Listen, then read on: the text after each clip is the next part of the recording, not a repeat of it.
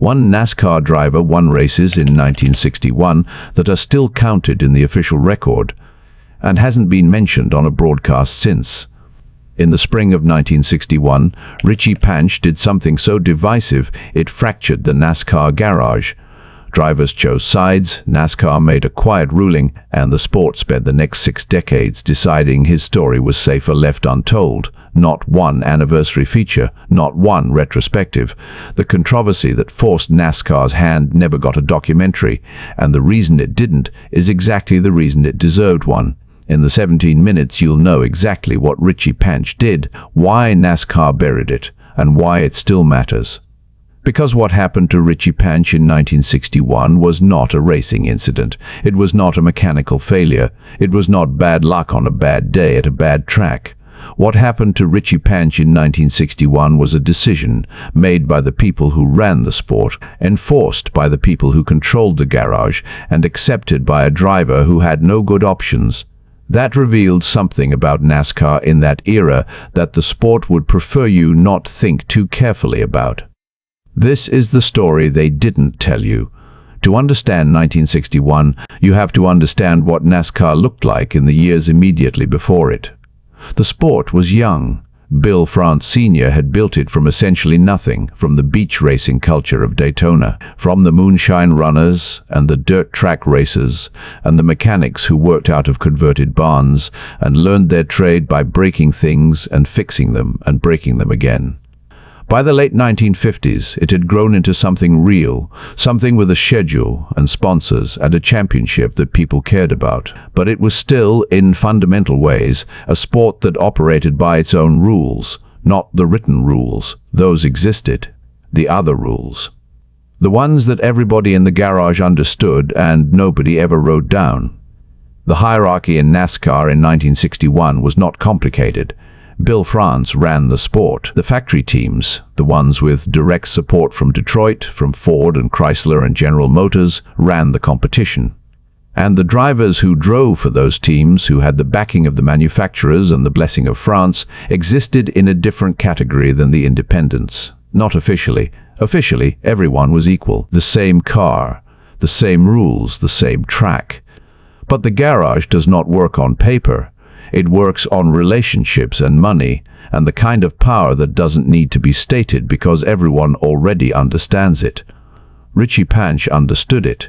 He had been around the sport long enough to know exactly where he stood and exactly how the game worked. His father, Marvin Panch, was one of the most respected drivers in NASCAR, a careful, intelligent racer who had won the Daytona 500 in 1961 and who was known throughout the garage as someone who could set up a car and drive it to its absolute limit without destroying it.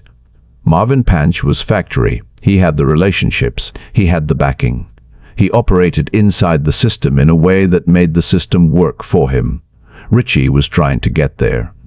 20 years old in 1961, coming up through the sport in the way young drivers came up in that era, finding rides where he could, running races when someone would put him in a car, building a reputation lap by lap at tracks that were not always kind to drivers without backing. He was talented. The people who watched him knew he was talented. But talent in NASCAR in 1961 without the right connections was a starting point, not a destination. What happened at the Daytona Firecracker 250 that summer put all of that in a context that nobody had anticipated. The race itself was not supposed to be historically significant. The Firecracker 250 was a summer event at Daytona, smaller than the 500, important to the teams and drivers who needed points and prize money, but not the kind of race that gets remembered across generations. The field was competitive. This was Daytona, and Daytona always drew competitive fields. But it was a summer race, not a February race, and the weight of history was not sitting on it the way it sat on the 500. What made it significant was what happened before the green flag dropped. The car that Richie Panch was supposed to drive that day, the car he had qualified, the car with his name on the entry, the car he had prepared to race, was pulled not by a mechanical problem, not by a crash in practice. It was pulled because of pressure, Pressure applied from above the team, from outside the team, from the part of the NASCAR infrastructure that did not show up in the rulebook, but that everyone in the garage knew was real. The car was pulled, and Richie Panch was told, in the way these things were communicated in 1961, not with a formal statement, not with documentation, but with the clarity that comes when people with power tell people without power how things are going to be. That he would not be racing that day. The official explanation, to the extent there was one, was thin. There were questions about the car's eligibility. There were concerns about specifications, the kind of language that sounds administrative when you say it and sounds like something else entirely when you understand what was actually happening. What was actually happening was that Richie Panch had ended up in the middle of a dispute that was bigger than him. A dispute between factions in the garage, between interests that were competing for control of something that mattered more than one race at one track on one summer afternoon in Florida. The car he was driving was connected to one side of that dispute. Pulling it was a message to the other side. Richie Panch was not the message. He was the medium. He was 20 years old. The garage knew what had happened. The drivers knew. The crew chiefs knew. The people who wrote for the racing press, who covered the sport week to week and track to track, knew, or at least suspected, which in a world where you needed access to keep covering the sport was sometimes enough to keep something out of print. The understanding that spread through the paddock was not that a car had failed a technical inspection. The understanding was that a young driver had been removed from a race for reasons that had nothing to do with whether his car was legal. And what happened next is the part that the sport has been most careful to avoid examining directly. Nobody said anything, not publicly, not on the record, not in a way that created a document, a statement, a challenge to the official version of events that could have forced NASCAR to respond. The drivers who knew what had happened, some of whom were furious about it, some of whom had directly told people in the garage that what had been done to Richie Panch was wrong, did not take that fury public, because the same system that had removed Panch from the race was the system they all operated inside. Because challenging it publicly meant risking the relationships and the backing and the factory support that made competitive racing possible in 1961. Because the costs of speaking up were real and the benefits were uncertain and the sport had not yet developed the mechanisms, the unions, the driver councils, the formalized structures that might have made collective action possible. So the garage absorbed it. The way the garage absorbed things in that era, with anger that expressed itself in private and silence that expressed itself in public.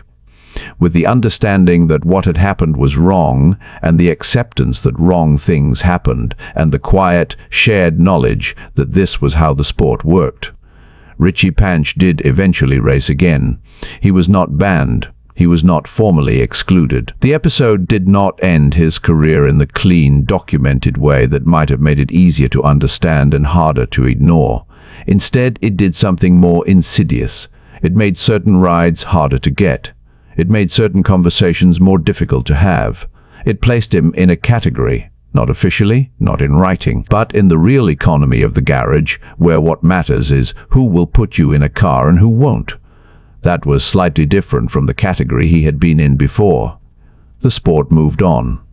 The way sports move on. The next race happened, and the race after that, and the championship went to someone, and the season ended, and a new season began. Richie Panch remained in the sport. But the trajectory that had seemed possible for a 20-year-old with his father's name and his own talent bent in ways that were hard to trace back to a single cause, but that everyone who had been in the garage at Daytona that summer understood at least partly. This is what makes the 1961 episode difficult to write about even now. Not that it happened. Things like this happened in the sport throughout that era, happened in most American professional sports throughout that era, because the structures that would eventually constrain the worst of this behavior were still being built, and in some cases had not yet been imagined. What makes it difficult is that it happened in a way that left no clean evidence, no formal ruling to point to, no official statement to quote, no documented decision that can be cited as the moment when the sport did a specific wrong thing to a specific person and was caught doing it. What it left instead was the shape of something. The outline. The pattern of how things unfolded, visible to anyone who was paying attention, invisible to the official record that would eventually become the source material for the histories and the documentaries and the anniversary features that decided which stories NASCAR's past was worth telling.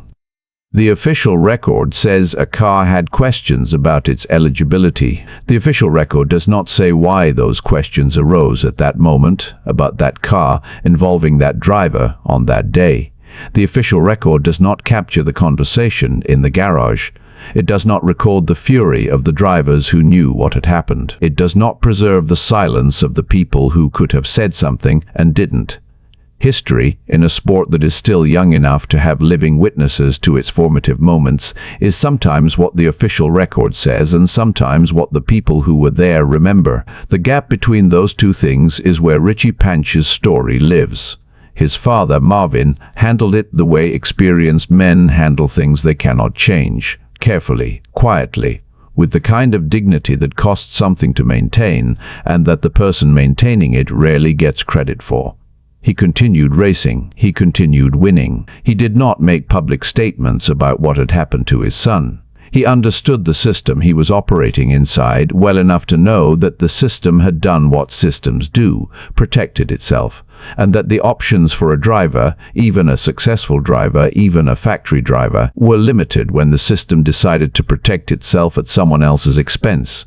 Richie eventually found his path forward. Racing in the early 1960s offered enough opportunity, enough seats in enough cars at enough tracks, that a driver with genuine talent could keep competing even when the top-level opportunities were constrained. He built a career, not the career that 1961 might have produced for him if the summer at Daytona had gone differently, but a career. Real races at real tracks, real results that are still in the record books if you know where to find them. But the full shape of what might have been is impossible to know. That is one of the cruelties of this kind of story. The counterfactual, the career that unfolds when the car is not pulled, when the pressure is not applied, when the 20-year-old driver gets to race the race he qualified for, does not exist anywhere. What exists is what happened. And what happened was shaped, in ways that were real and specific, by a decision that was made for reasons that had nothing to do with Richie Panch's ability to drive a race car. NASCAR in the early 1960s was not unique in this. The sport existed inside the broader culture of the American South in that era, a culture that had its own hierarchies, its own unwritten rules, its own systems for determining who got opportunities and who didn't, and what happened when someone ended up on the wrong side of a dispute between people with more power than them. Racing was not separate from that culture. It was part of it. The garage reflected the world around it, the way all institutions reflect the worlds they are embedded in, with all of the complexity and injustice and occasional decency that implies. What NASCAR eventually became, what it has been working to become, with varying degrees of commitment and success, for the past several decades, is something more open, more structured, more accountable than what it was in 1961. The driver councils that didn't exist then exist now. The formal processes for challenging decisions that weren't available then are available now. The media infrastructure that might have forced a reckoning in the immediate aftermath of what happened at Daytona that summer is more robust now than it was then. But the work of becoming something different requires being honest about what you were, and the honest account of what NASCAR was in 1961 includes the Firecracker 250 and what happened before the green flag, and why it happened, and who it happened to, and what it cost him, and why nobody said anything. The name Richie Panch should be more familiar than it is, not because of the career he had, though that career was real and the results were real and the talent was real, but because of what his story reveals about the sport he was part of in the years when that sport was being formed, when the decisions that were made were establishing patterns and precedents and ways of doing things that would persist for decades. Every sport has these stories. the ones that don't make the anniversary features, the ones that don't get the documentary treatment, the ones that live in the gap between the official record and the memory of the people who were there. They are harder to tell than the stories that have clean evidence and clear villains and resolutions that can be summarized in a sentence. They are more uncomfortable. They require admitting that the institution whose history is being told did things that are difficult to defend. But they are the real history. The history that explains how things worked, not just what happened. The history that makes the official record legible by providing the context the official record left out. Richie Panch's story is part of that history. It happened in 1961. It happened at Daytona. It happened to a 20-year-old driver who had qualified a car and prepared to race, and was told, for reasons that had nothing to do with his car or his driving, that he would not be racing that day. It happened. It is still in the record if you know how to read it. And it is still the story that NASCAR has never quite told the way it should be told. The rulebook in 1961 had a lot to say about car specifications and race procedures and championship points. It did not have much to say about what happened to Richie Panch. The people who ran the sport made sure of that. They were very good at what they did. And 60 years later, the silence they built is still mostly holding.